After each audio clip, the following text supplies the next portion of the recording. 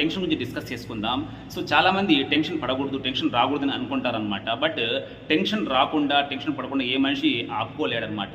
So ఈ యొక్క tension పడిన తర్వాత మనం దాన్ని ఎలా ఓవర్కమ్ చేయాలి, ఎంతవరకు తీసుకోవాలి కూడా మనకు తెలిసి ఉండాలి. సో ఒక ఎగ్జాంపుల్ తీసుకుందాం, ఒక బాటిల్నే తీసుకుందాం, వాటర్ బాటిల్ని తీసుకుందాం. ఈ యొక్క వాటర్ బాటిల్ని మనం చేతిలో ఒక 2 మినిట్స్ పెట్టుకోవచ్చు, లేదా 10 మినిట్స్ పెట్టుకోవచ్చు. ఇంకా ఎక్కువసేపు పెడితే ఏమవుతుంది, చెయ్యి భారం అయిపోతుంది కదా. అదేవిధంగా మనిషి టెన్షన్ ఎక్కువగా పడతా ఉంటే మానసికంగా కావచ్చు, శారీరకంగా కావచ్చు, మనము డ్యామేజ్ అయ్యే ఛాన్సెస్ ఉన్నాయన్నమాట. ఎక్కువ సమస్యలు మనిషికి ఒక టెన్షన్ నుంచే వస్తాయి అన్నమాట. కాబట్టి టెన్షన్ నుంచి మనం ఓవర్కమ్ చేయడం కోసము మనం 2 రకాల మార్గాలు ఎంచుకోవచ్చు. ఫస్ట్ థింగ్ ఏమంటే స్ట్రెస్ మేనేజ్మెంట్ తెలిసి ఉండాలి. సో స్ట్రెస్కి సంబంధించిన ఆల్రెడీ వీడియోస్ చేశాను, దాన్ని చూడగలరు. 2 రకమైనటువంటి వే ఏమిరా అంటే, మనకు భగవంతుడు రకరకాల వరాలు మనకు ఇచ్చాడనమాట. మనకు ఎబిలిటీస్ ఏవైతే ఉన్నాయో, అంటే స్ట్రెంగ్స్ ఏవైతే ఉన్నాయో దాన్ని గుర్తు తెచ్చుకొని మనం భగవంతుడికి థ్యాంక్స్ చెప్పుకోవడం వల్ల మనము టెన్షన్ నుంచి బయటపడచ్చు అనమాట. ఎప్పుడైతే మనకు టెన్షన్ వస్తుందో మనకు